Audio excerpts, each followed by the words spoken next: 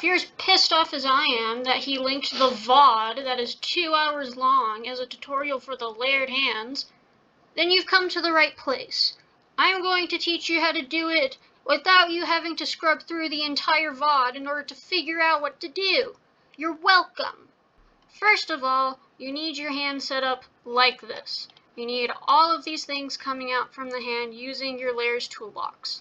Secondly, you're going to select the hand node, the one that actually has the drawings on it. You're going to Control C and Control V. You're going to do that 3 times. 1, 2, 3. So you're going to have hand underscore 1, hand underscore 2, and hand underscore 3. You do not paste special. Now what we're going to do is we're going to line these up over where they need to be. Underscore 1 will be over the overlay. The regular hand will be over the line art. Hand 2 will be over the color art, and hand 3 will be over the underlay. Now you're going to unplug all of these, except for the line art, and you're going to plug all of these drawing nodes into the one that they're above. So, number 1 will go into overlay, number 2 will go into color art, and number 3 will go into underlay. If your regular hand was connected to your auto patch, you need to disconnect it from the auto patch.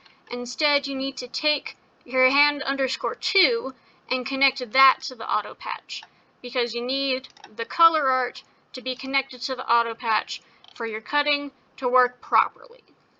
Next, what you're going to do is you're going to make sure that all of these filter things are plugged into the hand comp properly. If you don't have a hand comp, make a hand comp. You're going to need a hand comp. You're going to make sure that the overlay is plugged in first to the far left, and from there, the line art, the color art, and then the underlay, not the auto patch. From here, you're going to take your hand peg, the peg that was above the original hand. You're going to rename that hand master peg. This is now your master peg. Now we are going to rename all of these so that instead of the underscore number, they actually say what we want them to say. So we're going to select, hold control, and select the rest of them. Only underscore 1, underscore 2, and underscore 3. You don't have to do it for the regular hand. You're going to come up here to the add prefix suffix, and we are going to add a suffix. The suffix will be underscore capital T clone. Underscore capital T and then clone. And clone should be proper nounized. The C should be capitalized. So then you're going to press OK, and now everything is number underscore T clone that is cloned. Great, fantastic. Now what we're going to do is we're going to select all of these that we have now renamed, and we're going to hit Control Shift and P to give them all their own peg. Fantastic. The regular hand peg that you had, just alt slide it into the master peg one. Now you're going to connect all of these pegs up to the master peg. Yippity doo dah. Your setup is now ready to work as intended. So, what we have done is we have taken all of these drawing layers and we've filtered them individually. Now that this is set up, you're going to actually make the hand. So select your hand.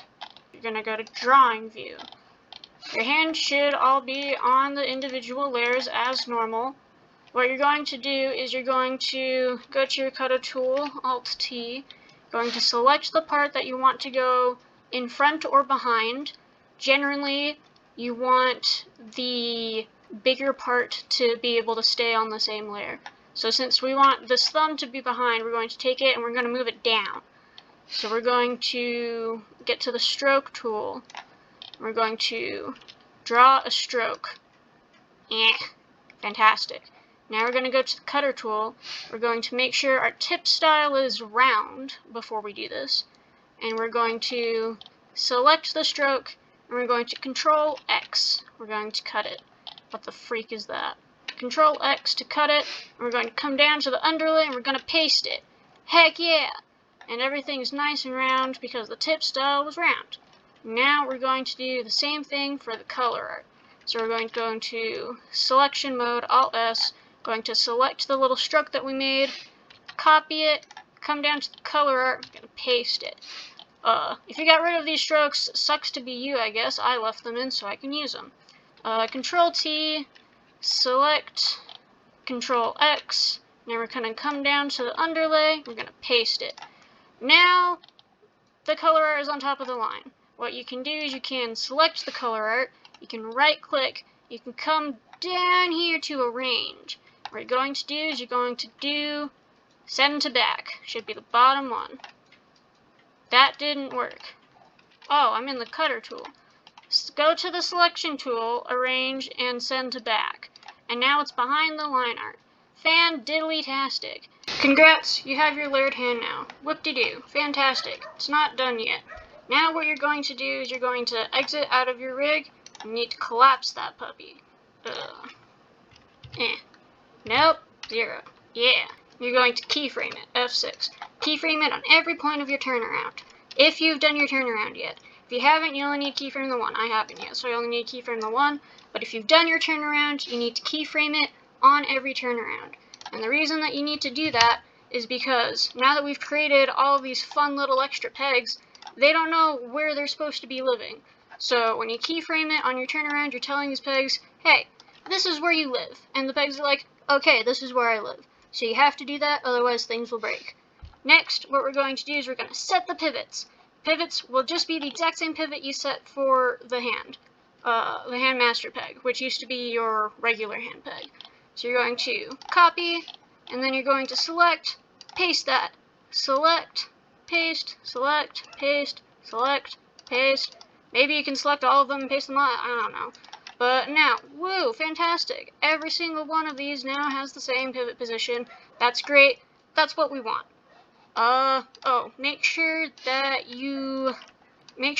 oh dear. Make sure that you test that